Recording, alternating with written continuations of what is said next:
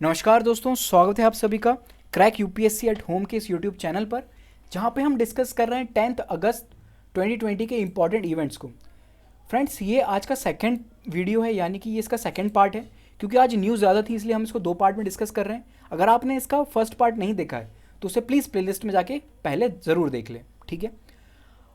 अगली जो important news है जिसको हम आज डिस्कस करने वाले हैं, it is related with quit India movement. क्या हुआ है रिसेंटली, ये न्यूज़ में क्यों आया है? तो देखिए, 8 अगस्त 2020 को इस मूवमेंट की 78th एनिवर्सरी सेलिब्रेट की गई, ठीक है। इस मूवमेंट को, क्विट इंडिया मूवमेंट को, अगस्त क्रांति भी बोला जाता है, ठीक है। और हर साल 8 अगस्त को अगस्त क्रांति दिन सेलिब्रेट करते हैं हम इंडिया में, ठीक है। आपको इस मूवमेंट को ना किसी और दूसरे मूवमेंट के साथ कंफ्यूज नहीं होना है, ठीक है ना। इसी मूवमेंट को अगस्त क्रांति बोलते हैं, ठीक है ना, और किसी मूवमेंट को नहीं। याद होगा आपको, एक स्वदेशी मूवमेंट भी लॉन्च हुआ था, हमने उसके बारे में भी डिस्कस किया था, जो कि हर साल 7 अगस्त को सेलिब्रेट किया जाता है, ठीक है ना। ये भी अगस्त में लॉन्च हुआ था, तो आप इसको इसके साथ कंफ्यूज मत कीजिएगा, ठीक है। अगस्त क्रांति किसको बोलते हैं? क्विट इंडिया मूवमेंट को।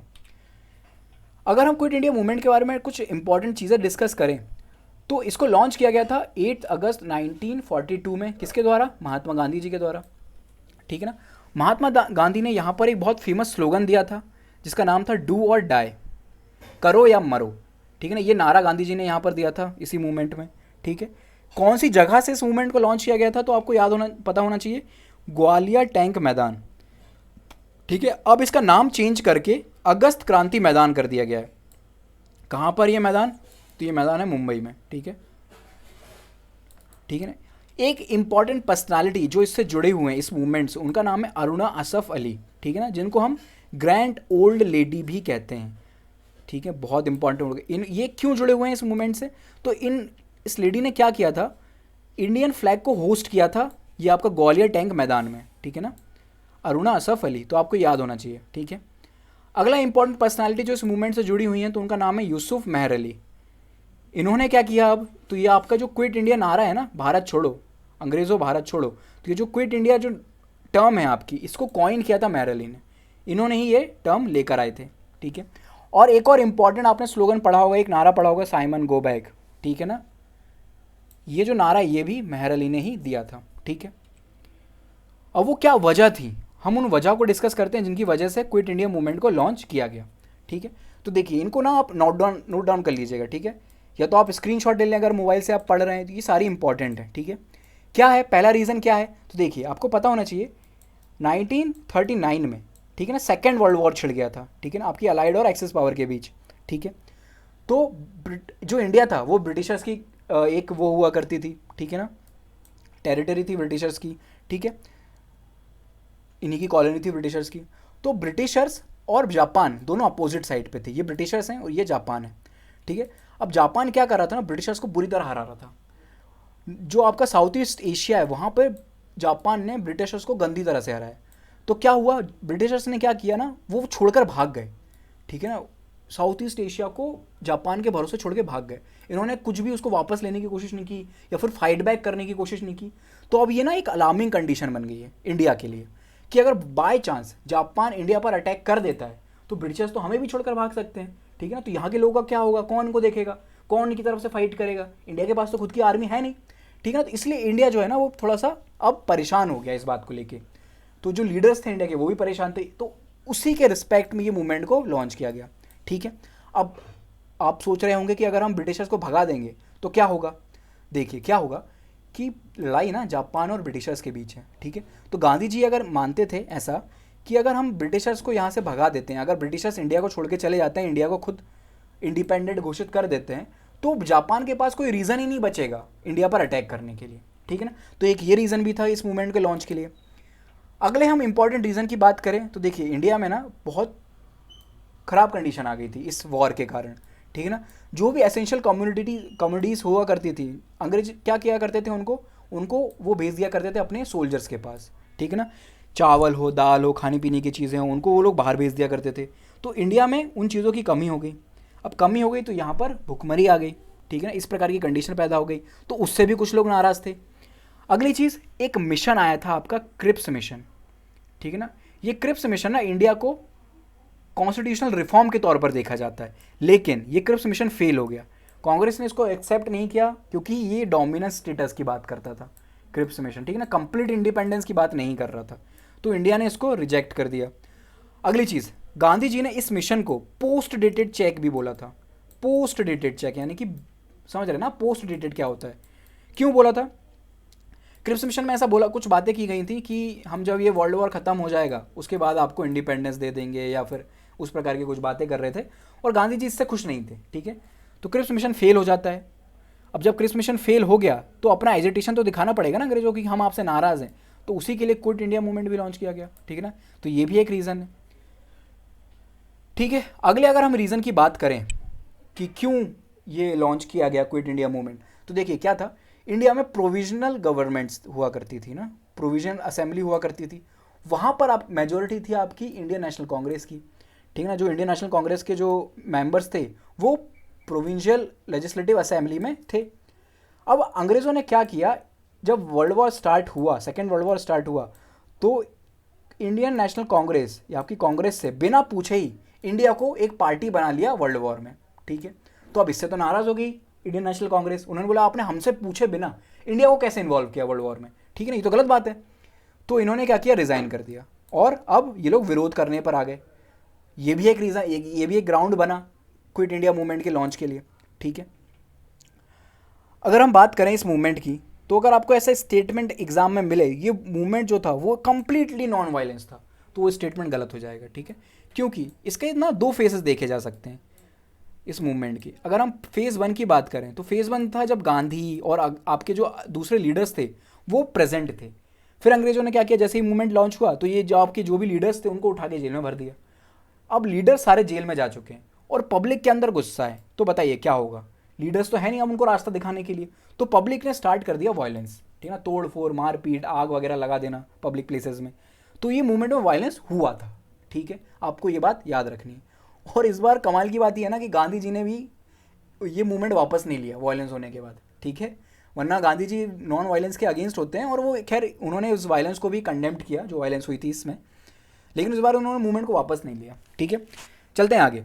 अगली चीज़ अगर हम इस बारे में डिस्कस करें तो कुछ इंपॉर्टेंट आपके लीडर्स हैं जो इस मूवमेंट से ना अच्छे ही कमाल के लीडर्स बनकर सामने आए, जो आपके राम मनोहर लोहिया जी हैं, ठीक है ना, जेपी नारायण हैं, अरुणा अशरफ अली हैं, बीजू पटनायक हैं, सुचेता कृपलानी, इन सब का नाम आप ना इंडिया आफ्टर इंडिपेंडेंस में पढ़ते हैं।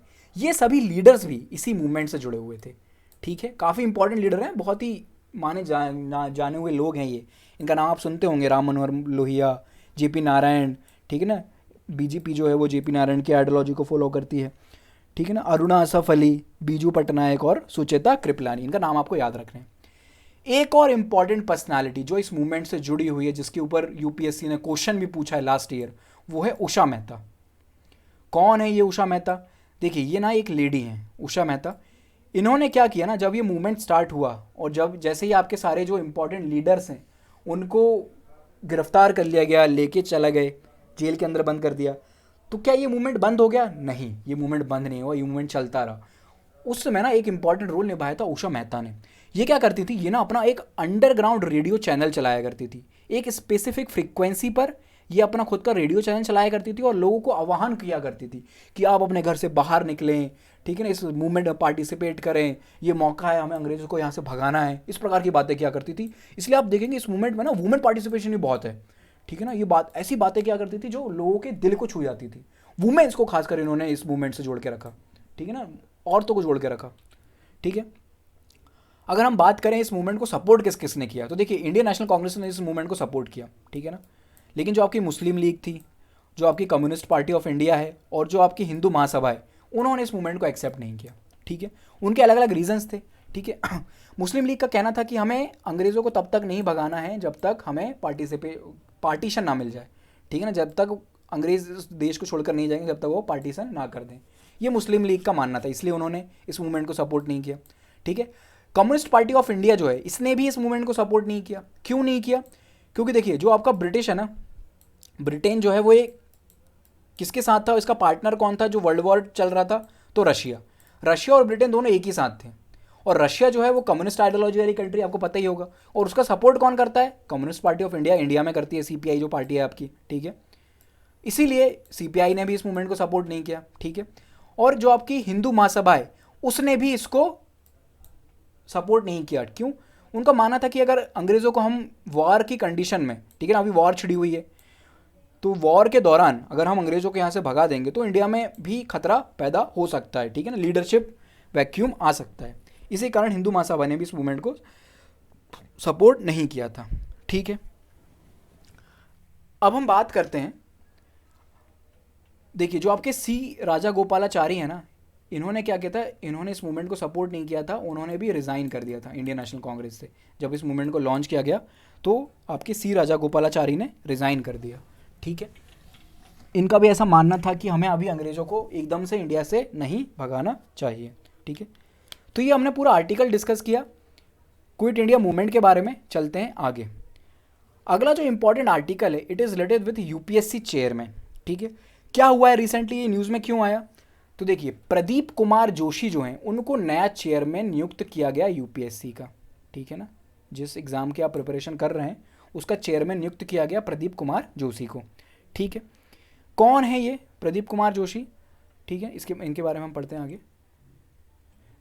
देखिए ये ना एक एजुकेशनलिस्ट प्रोफेसर है, ठीक है ना, काफ़ी रेपुटेटेड व्यक्ति हैं और इस समय ये यूपीएससी के एक मेंबर थे, ठीक है ना। अब इनका प्रमोशन हो गया है, इनका प्रमोशन करके इनको चेयरमैन बना दिया है, ठीक है।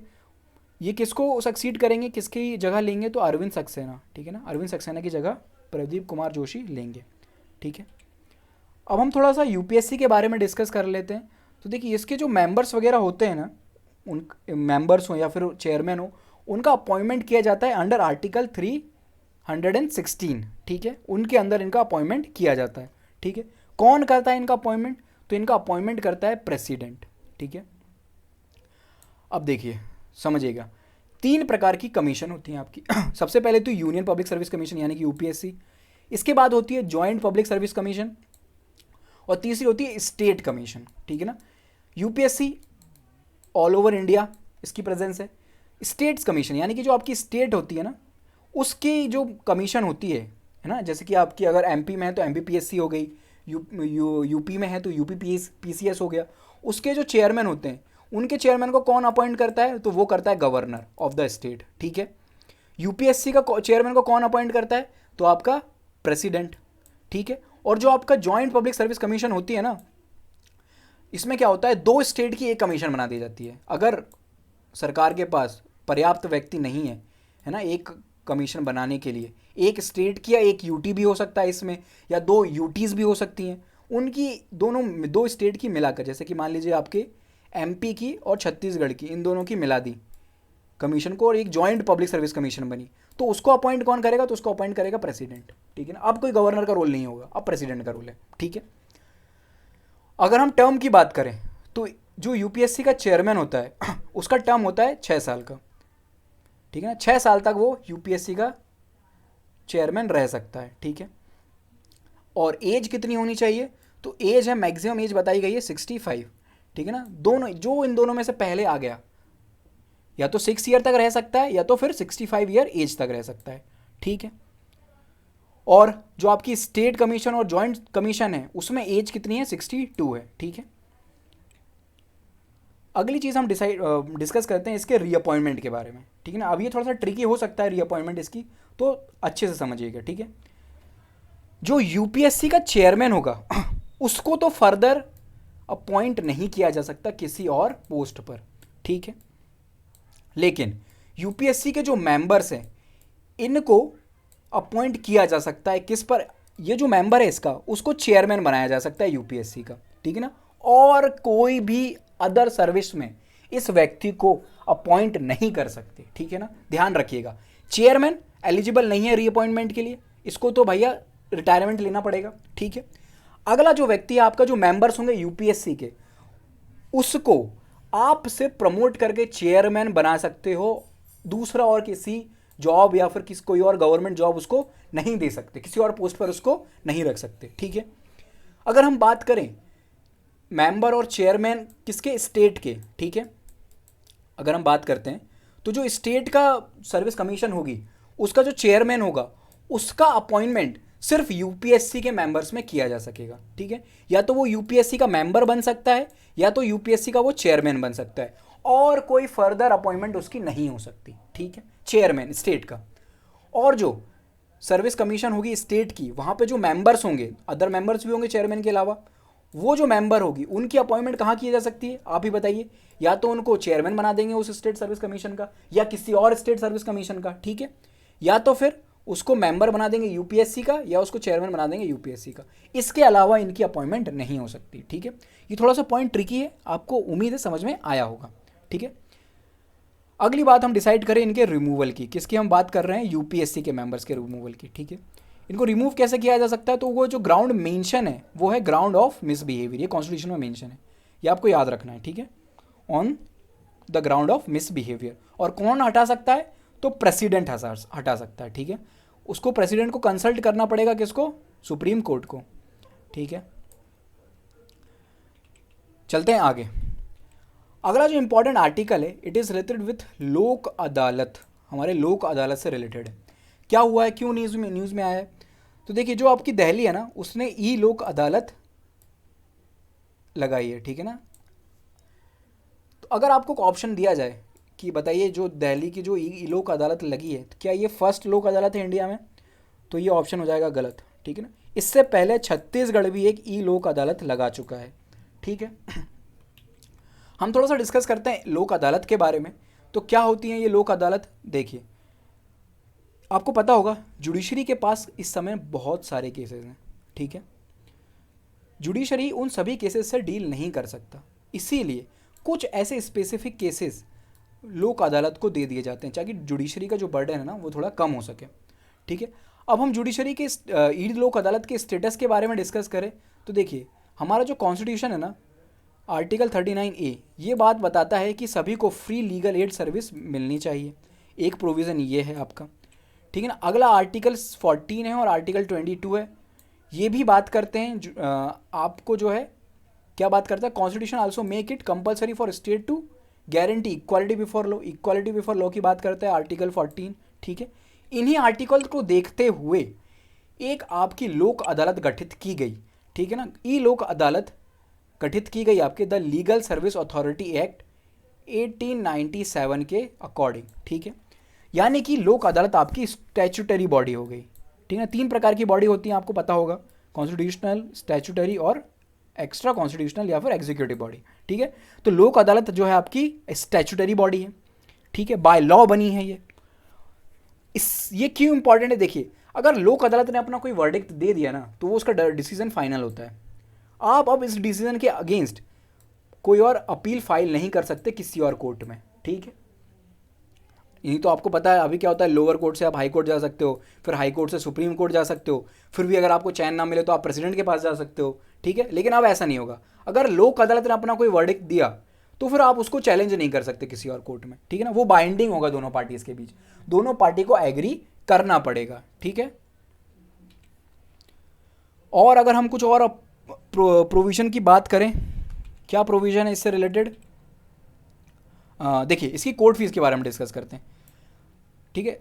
लोक अदालत में आपको कोई भी कोर्ट फीस नहीं पे करनी पड़ती, ये पॉइंट आपको याद रखना है। और क्या इंपॉर्टेंट बात है लोक अदालत से रिलेटेड, अगर आपका मान लीजिए आपका कोई सिविल कोर्ट में आपका लोअर जो कोर्ट होती है आपकी या फिर हाई कोर्ट जो होती है वहाँ पर आपका केस चल रहा है, ठीक है। और ये कोर्ट क्या करती हैं, ये फीस लेती हैं आपसे, ठीक है ना।